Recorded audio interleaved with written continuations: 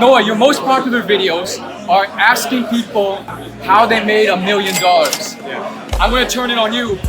I'm gonna ask you how to make their first $1 million. You know, it's something I've thought about because I'm always asking others to a few things. One, $1 million is about $2,700 a day.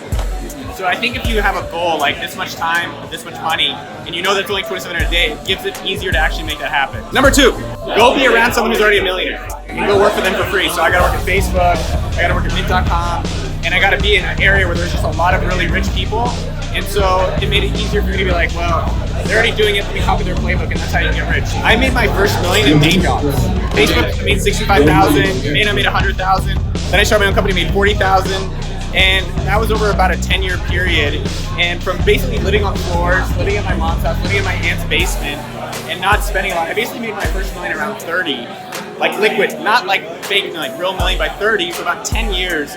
Basically just working, making a 50K to 100K basic job and not spending. And I think the big point is like, you'll end up making millions or beyond if that's your goal by doing the thing you actually really want to do. And I think that's where people get it twisted. They're like, I need to make a mill. It's like, no.